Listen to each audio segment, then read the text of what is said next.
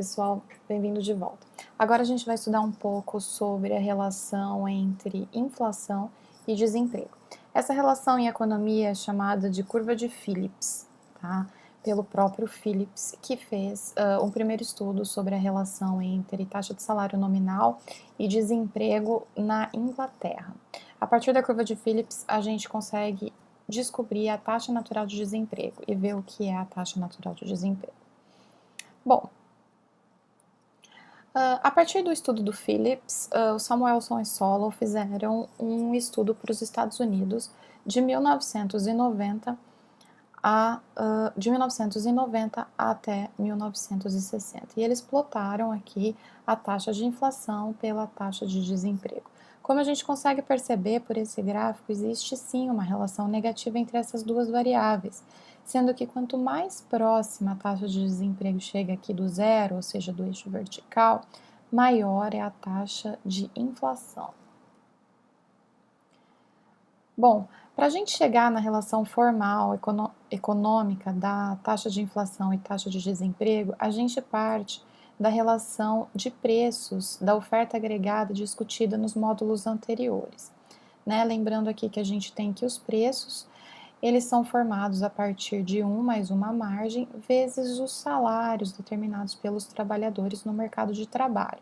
Os salários dependiam dos preços esperados, mais uma função da taxa de desemprego, uma função negativa da taxa de desemprego e uma função positiva dessa variável Z, que configuraria o poder de barganha dos trabalhadores, por exemplo, o seguro-desemprego. Bom, aqui nessa função a gente já tem a taxa de desemprego e agora a gente tem os preços. A gente precisa sair dos preços e ir para uma taxa de inflação. Para isso, inicialmente, a gente transforma essa função f numa função menos genérica. Por exemplo, essa 1 menos alfa vezes a taxa de desemprego mais z. Ou seja, essa função menos genérica ainda continua sendo negativamente relacionada à taxa de desemprego e positivamente relacionada ao elemento z. A gente simplesmente substitui, então, essa função menos genérica aqui nessa fórmula de cima, que veio da relação de oferta agregada do módulo anterior. Para sair da relação de preços que a gente tem aqui nessa, então, função da oferta agregada do módulo anterior, até chegar aqui na taxa de inflação, então esse elemento π é a taxa de inflação, né, que é igual à taxa de inflação esperada mais a margem mais z menos alfa vezes a taxa de desemprego, a gente passou por algumas deduções matemáticas, substituindo a função f por aquela fórmula menos genérica, e a gente chega então na relação entre taxa de inflação e taxa de desemprego. Essas deduções matemáticas são bem simples, tá? Mas nesse momento não convém explicitar completamente todos os passos e ela se encontra no anexo do capítulo. Bom, então o que a gente tem aqui nessa curva de Phillips, aqui então a gente chega na curva de Phillips, que está relacionando a taxa de inflação com a taxa de desemprego, a gente chega aqui a taxa de inflação, né, efetiva, ela depende da taxa de inflação esperada, desses elementos inicialmente tidos como constantes, e negativamente o menos aqui da taxa de desemprego. Tá? Então, se a gente aumenta a taxa de inflação esperada, a gente aumenta a taxa de inflação efetiva. Se a gente aumenta o desemprego, a taxa de desemprego, a gente diminui a taxa de inflação efetiva. Então, para continuar as deduções da curva de Phillips, a gente simplesmente adiciona os subscritos temporais nas variáveis então que se modificam ao longo do tempo, né, a taxa de inflação esperada e a taxa de desemprego, sendo que os dois elementos da margem e o z não recebem os subscritos temporais, uma vez que eles são dados como exógenos e fixos nesse primeiro momento, né? Então aqui a gente tem a curva de Phillips, então aqui a gente tem a curva de Phillips expressa, né? Então, aqui a gente tem a curva de Phillips expressa, né, entre a relação negativa entre taxa de inflação e taxa de desemprego. Ou seja, isso daqui pode ser interpretado por muito tempo como um trade-off entre inflação e desemprego. Se em algum momento, por exemplo, eu quisesse um menor desemprego, eu estaria apta a obtê-lo a partir de um aumento na taxa de inflação. Por outro lado, uma taxa de inflação menor exigiria uma maior taxa de desemprego.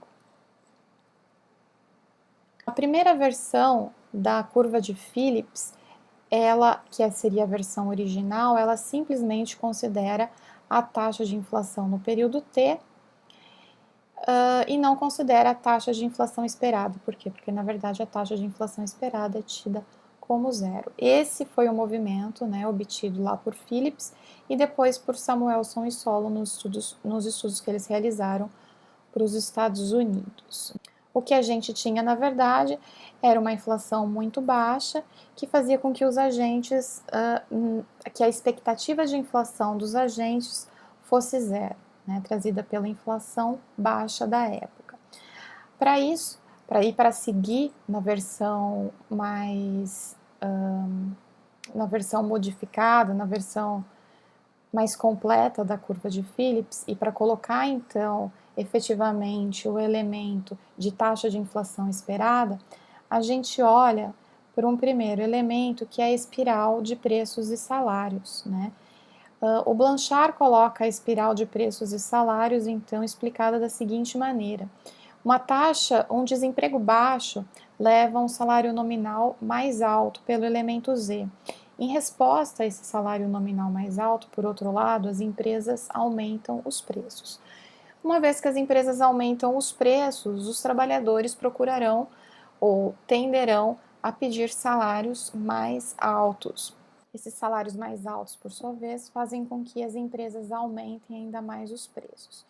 Com a expectativa de aumento dos preços ainda maior pelas empresas, os trabalhadores aumentam ou exigem salários maiores. Essa espiral de preços e salários faz com que esse elemento de taxa de inflação esperada comece a assumir valores diferentes de zero com o passar do tempo.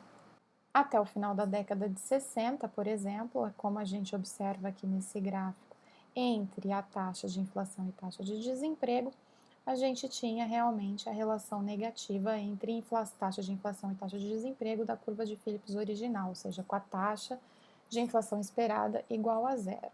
No entanto, que a gente começa a perceber que no final da década de 60, a gente tem uma taxa de inflação cada vez maior, né? Esse movimento fez com que, na década de 70, ou a partir da década de 70, a relação entre taxa de inflação e taxa de desemprego, a relação negativa, perdesse efeito, né? O que a gente observa nesse gráfico. Na década de 70, então, além desse processo de aumento persistente da inflação, que fez com que o elemento de taxa de inflação esperada na curva de Phillips começasse a assumir valores diferentes de zero ao longo do tempo, a gente teve também um grande aumento do petróleo, dos preços do petróleo. Claro que foi a expectativa de inflação consistente, a espiral, que fez com que essa relação perdesse sentido ao longo da década de 70. A gente consegue perceber, então, aqui a partir desse gráfico, que a taxa de inflação começa a ficar crescente a partir do final da década de 60. Então, o elemento de taxa de inflação esperada começou a ficar persistentemente diferente de zero. A gente pode modelar esse elemento como um θ vezes a taxa de inflação no período anterior. Ou seja, os agentes eles passam a olhar para a inflação passada para formar suas expectativas sobre a inflação corrente. Isso significa que a taxa de inflação esperada em T é igual a um θ da taxa de inflação em T menos 1. Ao longo da década de 70, o que a gente viu foi que esse θ ficou consistentemente maior que zero. Bom, então voltando para a curva de Phillips original, o que a gente tem é que a taxa de inflação no período T, efetiva, ela é igual à taxa de inflação esperada em T, aqui então θ vezes a taxa de inflação em T menos 1, mais os elementos tidos como fixo, que é a margem, né, na formação de preços das firmas, mais o elemento Z, na formação de salários pelos trabalhadores, menos alfa, taxa de desemprego em T, ou seja, uma relação negativa entre taxa de inflação e desemprego, né? Essa fica a curva de Phillips. E aí a gente tem a curva de Phillips original, em que a taxa de inflação esperada em T é igual a zero, e a curva de Phillips aumentada, né? Em que a gente tem, então, θ diferente de zero, multiplicado pela taxa de inflação no período anterior. Os agentes formando as expectativas com relação ao futuro, baseados na inflação passada. Se a gente considera que o θ é igual a 1, né, o que torna a relação entre a taxa de inflação esperada e a taxa de inflação passada exatamente idêntica, e se a gente transfere, né, daqui do lado direito da equação para o lado esquerdo da equação a taxa de inflação esperada, que então é a taxa de inflação no período T-1, a gente obtém uma nova forma de ver a curva de Phillips. Agora, a relação entre a variação na taxa de inflação, ou seja, aqui a inflação em T menos a inflação em T-1, por isso a variação na taxa de inflação, e a taxa de desemprego. Uma relação negativa, então, entre a variação na taxa de inflação e a taxa de desemprego. Se a gente olha, então, os dados do Samuelson e de Solon no exercício que eles fizeram para os Estados Unidos, a gente vê claramente a relação negativa entre a variação da taxa de inflação e a taxa de desemprego. Então, não mais a taxa de inflação e a taxa de desemprego, mas agora a variação na taxa de inflação e a taxa de desemprego. Pegando os dados dos Estados Unidos de 1970 a 2006, a gente tem que essa seria a curva de Phillips para a economia norte-americana.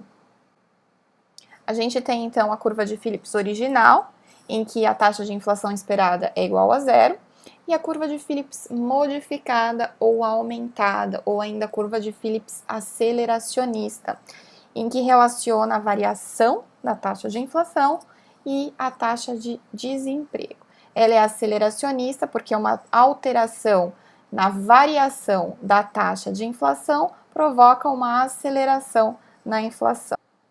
A gente seguirá para a relação entre curva de Phillips e taxa natural de desemprego no próximo vídeo. Até já!